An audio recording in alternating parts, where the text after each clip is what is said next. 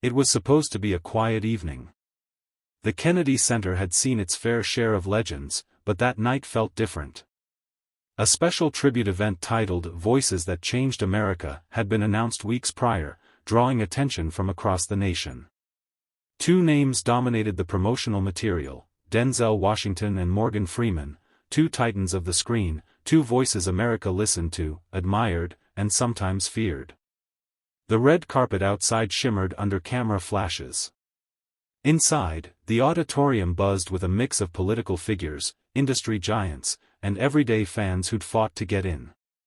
But backstage, something simmered under the surface. Denzel, usually calm before a speech, stood staring at his reflection in the mirror. His jaw clenched ever so slightly. Not fear, anticipation. "What time's Freeman speaking?" he asked Ruben, his longtime manager. Ruben glanced at the clipboard. "After you," he insisted. Denzel's brow furrowed. "He insisted?" "Yeah," Ruben said carefully. "Said it needed to be that way." Denzel nodded slowly, but his eyes didn't move from the mirror. He'd known Morgan for decades. They had shared green rooms, award shows, political panels. But they had never shared a stage like this, not in a way that mattered. And lately, Denzel had noticed a shift. Not overt hostility, but distance. Coldness. The stage manager's voice came over the intercom. "Mr. Washington, 5 minutes." Denzel adjusted his tie. He looked sharp. Purposeful. He walked to the curtain, glanced once at the crowd beyond it, and then turned to Ruben. "If this goes sideways," he said, "just let it happen." "You think it will?" "I don't know. But something's coming." The stage lights warmed his skin as he stepped forward into the applause. Denzel didn't wave. He didn't smile.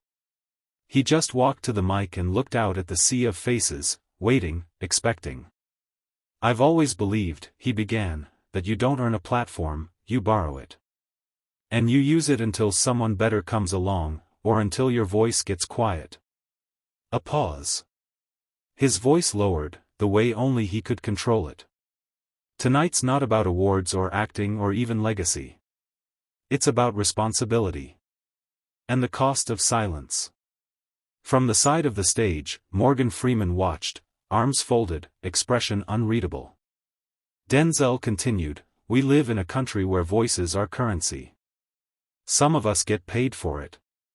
Some of us pay the price. And sometimes, those who should speak, choose not to." The crowd murmured. Something in the air cracked. Denzel's eyes didn't flinch, but his words hung sharp. "This country taught me how to speak. And I will not waste that lesson staying quiet when truth feels uncomfortable." He stepped back. The crowd, stunned, burst into applause. But backstage, Morgan Freeman turned to his assistant and said quietly, "So that's how he wants to play it." The applause still echoed when Morgan Freeman stepped onto the stage. He moved with the slow, deliberate grace of a man who knew every eye was on him, not out of ego, but because he had earned it. His cane, more for style than support, tapped gently against the wood floor. His expression, unreadable. Regal. Dangerous, in its calm. Denzel remained seated in the front row, chin lifted, gaze locked on Morgan. "Thank you," Morgan began, voice rumbling like distant thunder. "That was powerful, Denzel. Truly." The crowd chuckled lightly, unsure if it was praise or prelude. Morgan paused, then walked to the edge of the stage. "Denzel Washington is a national treasure. No doubt about it. But treasure," he said, eyes narrowing, "can be buried deep or displayed for show." Silence. Denzel's eyebrows arched. His body didn't move, but the shift in energy was immediate. "You talked about silence," Morgan continued. "Let me speak about restraint. There is a difference between staying silent and choosing your moment. Not every storm needs thunder to change the sky. The audience leaned in. Tension became oxygen. Morgan looked directly at Denzel now. You say some voices should speak and don't. I say some voices scream before they understand the consequences.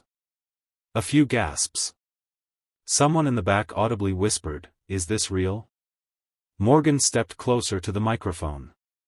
I've lived long enough to know the difference between fire and heat. And too many times, we mistake noise for courage. But courage, real courage, is saying the hard truth when no one's clapping. Denzel smiled slightly, just enough to register as a signal. He mouthed, "There it is." Morgan caught it and raised a brow. I've always respected Denzel, he said. Still do. But there comes a time when even kings need to be reminded they don't rule alone. The room went completely still. And then, the lights dimmed. The host stepped on stage, clearly rattled. Let's take a brief intermission.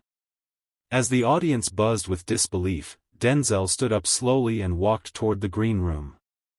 Morgan turned and followed, both men now off-script, off-leash, and about to collide behind closed doors. Backstage, the air felt thicker than the velvet curtains lining the hallway.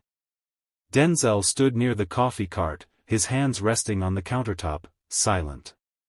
His jaw was tight, but his posture calm, controlled. Morgan approached with that same practiced grace, every footstep echoing louder than it should. No one else dared follow them in.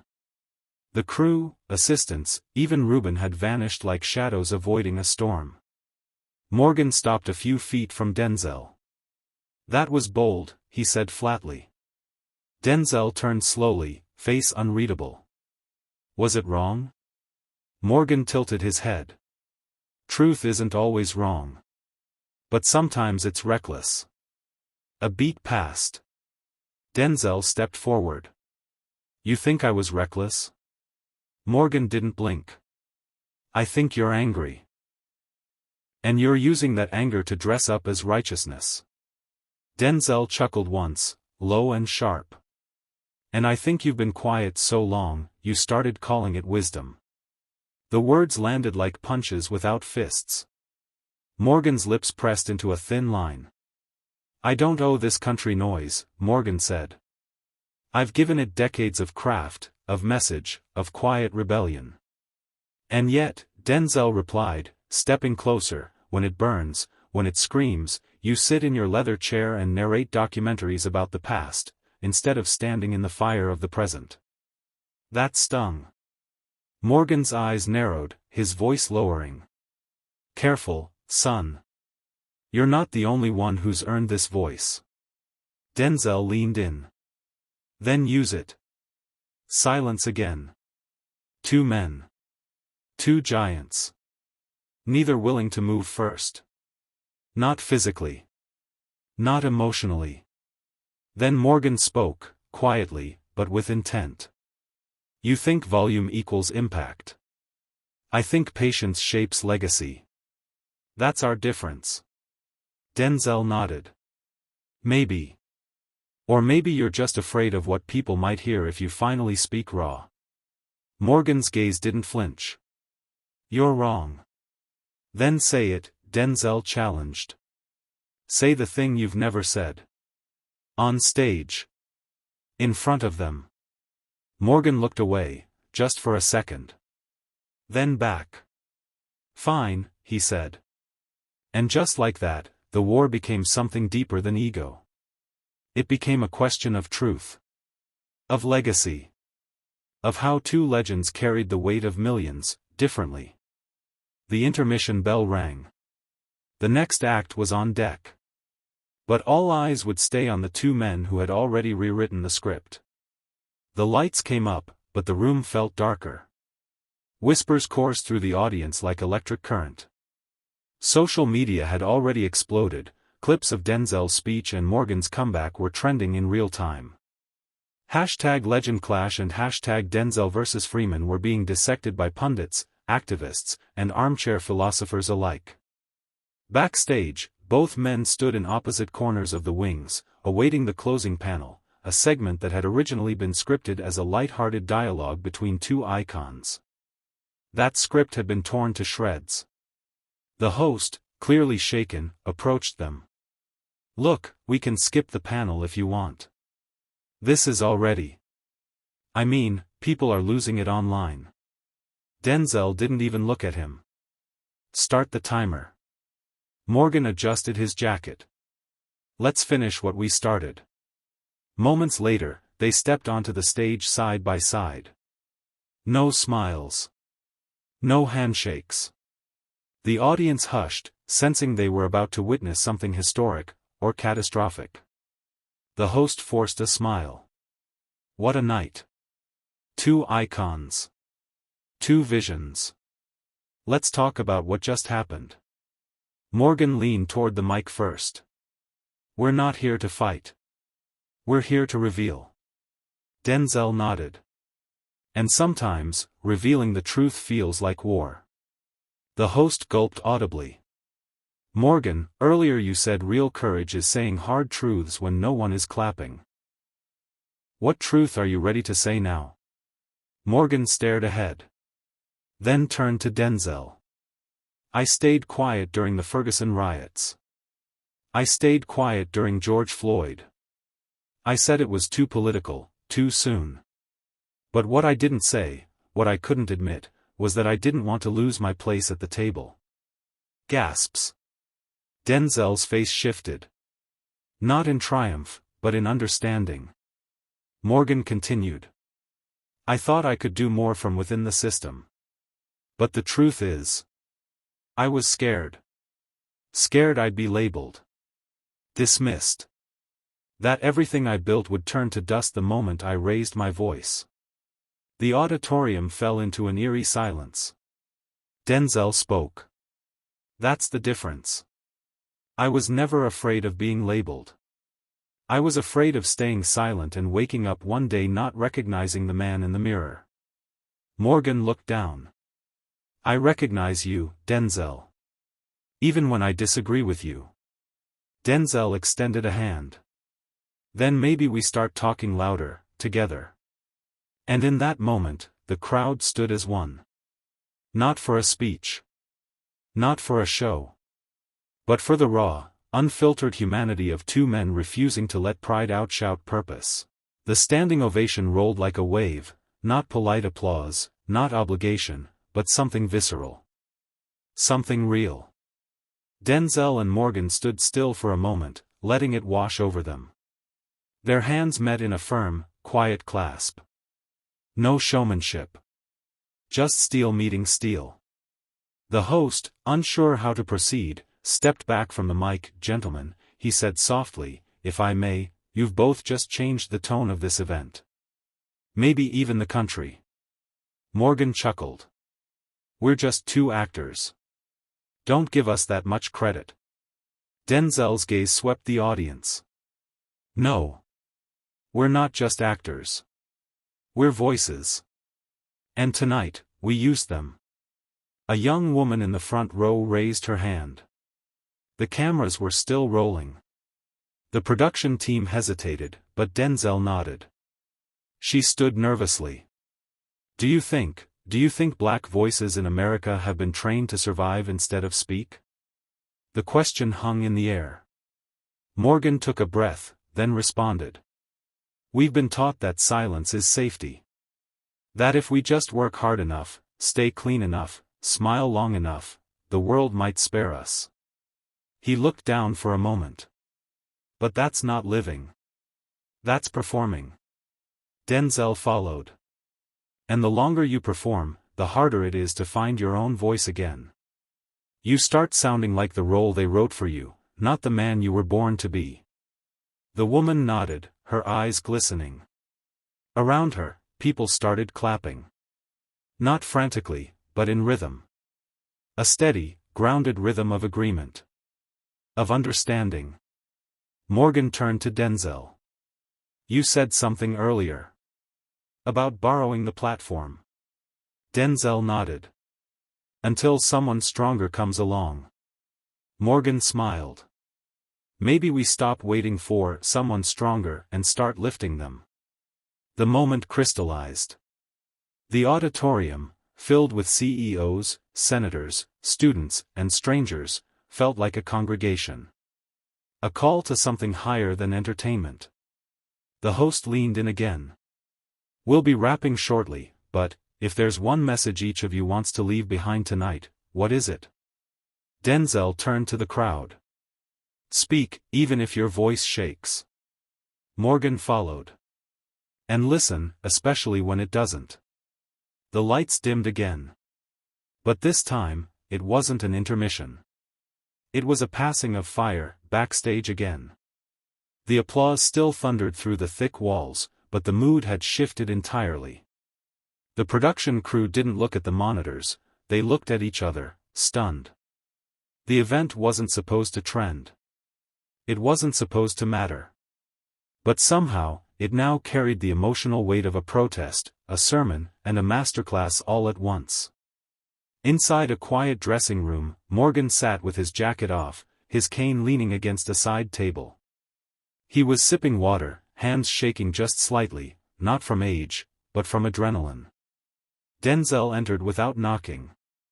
They locked eyes. Morgan broke the silence. You meant what you said up there. Denzel sat across from him. Every word. Morgan nodded slowly. So did I. The pause between them wasn't awkward. It was earned. You know what scares them?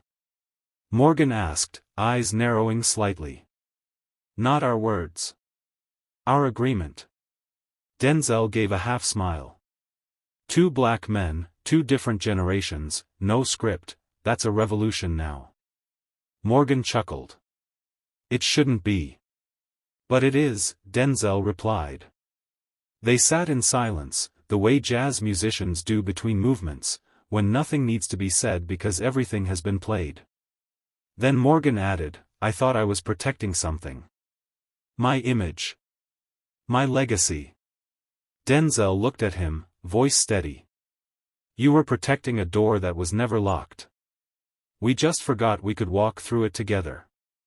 From the hallway, the sound of rushing footsteps interrupted the calm. A stage manager poked his head in, nearly breathless. You two need to see this. They followed him out and down a narrow corridor toward a monitor station. On screen, a live feed of New York Times, CNN, Fox News, even Al Jazeera, all simultaneously broadcasting clips from the event. And trending on every social platform. Denzel and Freeman changed the game. Truth versus legacy, the conversation we needed. Legends didn't clash, they combined. Morgan exhaled. I was ready for backlash. I didn't expect this. Denzel's eyes remained on the screens. This isn't about us anymore. Morgan nodded. It never was.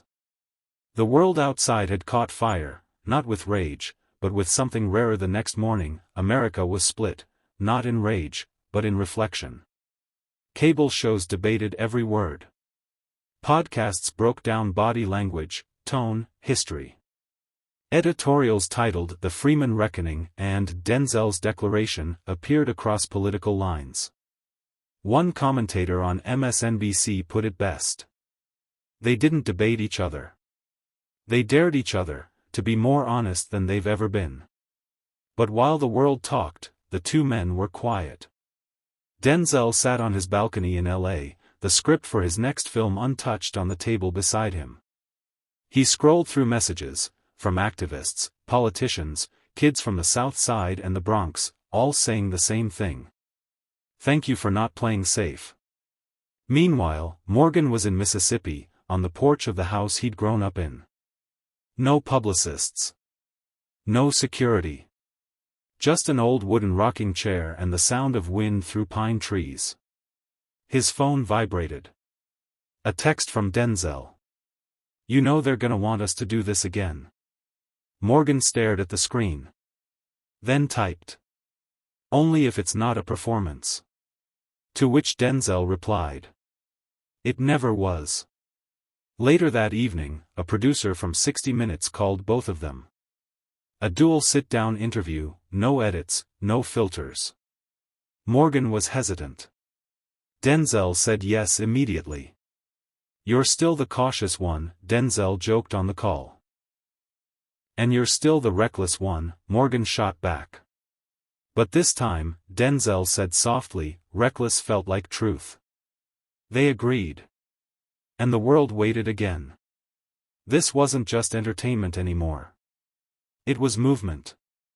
And then, an unexpected twist, CNN announced that the White House had officially requested both men attend a private roundtable on race, culture, and the role of public figures in modern America.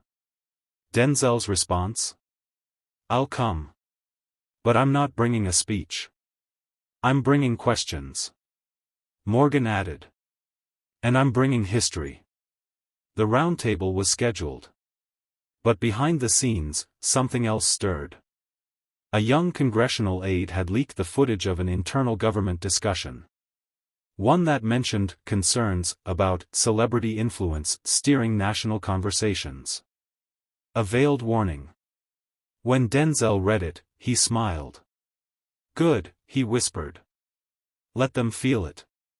Because for the first time in a long time, the voices that shaped the screen were now shaping the nation. 3 days later, the White House doors opened not to foreign dignitaries or career politicians, but to two men who had never run for office yet carried more cultural weight than most who had.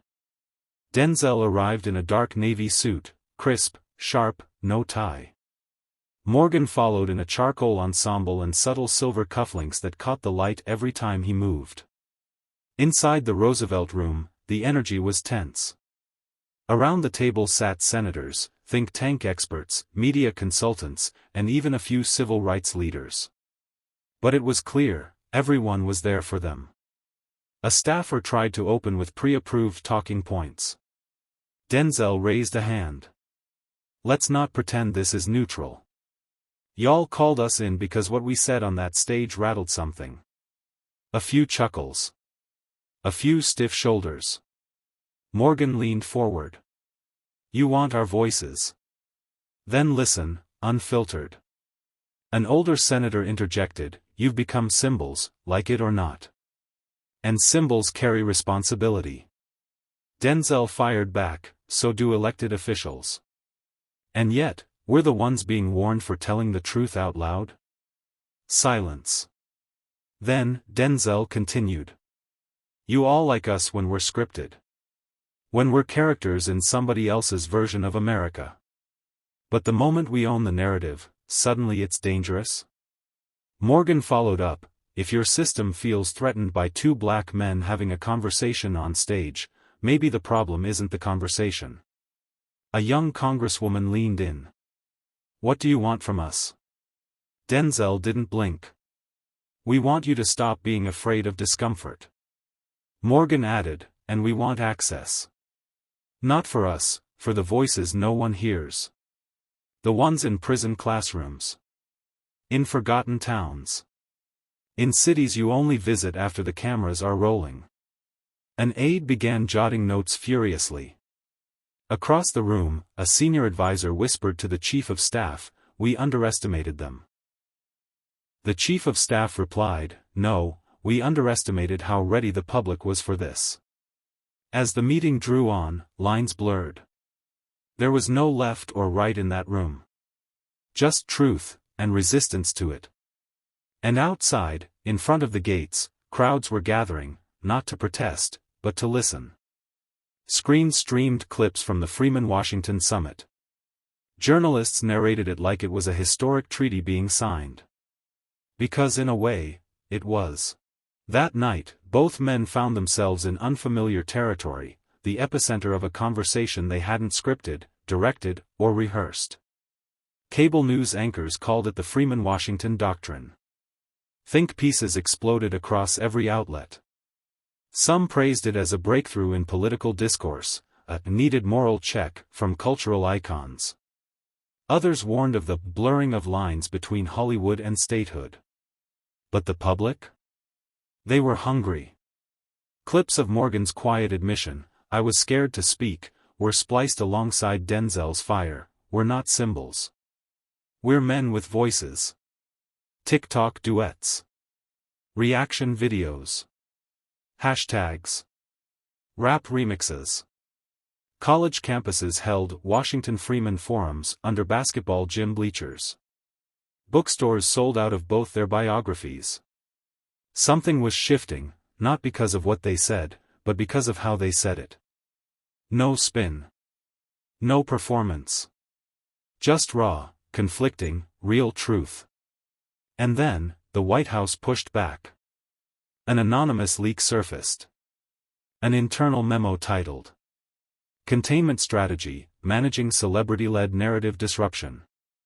Denzel read the title and shook his head. They still think this is PR. Morgan didn't smile. They're trying to box a wildfire.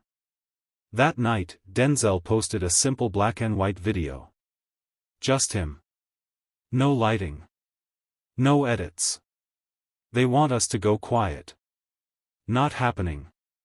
We're not running for anything. We're not selling anything. We're just done whispering. It went viral in minutes. Morgan posted a follow-up. You feared our silence. Now fear our clarity. By morning, national polls showed trust in political institutions dipping, while trust in independent voices, led by Denzel and Morgan, hit a 20-year high. And that's when it happened. A conservative senator went on air and said, maybe it's time we investigate whether these men are being used by foreign influence groups. Morgan sat in his living room, hands folded, watching the screen. Denzel didn't even blink when he called. They're panicking, Morgan said. Good, Denzel replied. Means they finally believe us. The hearing was scheduled in record time. Under the guise of cultural influence and national integrity, a Senate committee summoned both Denzel Washington and Morgan Freeman to testify publicly. What they didn't expect, what no one expected, was that both men showed up not as defendants, but as architects of the moment. The chamber was packed. Cameras lined the walls. Social media streamed every breath. A senator opened cold. Mr. Washington, do you deny that your recent remarks have undermined public trust in this nation's leadership? Denzel leaned in, calm but unyielding. If the truth shakes trust, then maybe the problem isn't the messenger. Another senator turned to Morgan. And you, sir? Would you say your platform has been hijacked for political gain? Morgan smiled, slow and steady. No. I'd say the political silence got hijacked by truth. The panel tried to reframe, to catch them slipping. But Denzel countered every angle with precision. Morgan wrapped every challenge in history and dignity. At one point, a lawmaker said, with all due respect, you're actors. Denzel replied without hesitation. And yet here I am, telling more truth than most elected officials have all year. The crowd behind them erupted. Applause. Whistles. Security couldn't stop it. When it was over, the gavel slammed down. But something had already broken, not laws, not decorum, but the illusion that celebrity voices didn't matter. Outside, thousands waited. Students. Veterans. Mothers. Blue-collar workers. Their signs didn't say, "Make America Anything Again." They said, "Speak loud, stand tall." As Denzel and Morgan stepped onto the Capitol steps, the crowd fell silent. Denzel raised his voice one last time. We didn't come here to be politicians. We came here to remind you that truth isn't partisan. It's human. And it's back. Morgan added. If that scares you, maybe you were never ready for the stage in the first place. Cameras zoomed in. 2 legends. 1 voice. And the country, for once, didn't argue, it listened. In a world addicted to noise, 2 men chose clarity. They didn't run for office. They didn't ask for permission. They showed up, stood tall, and said what millions were afraid to whisper.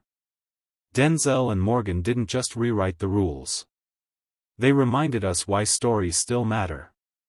Because when legends speak, history listens.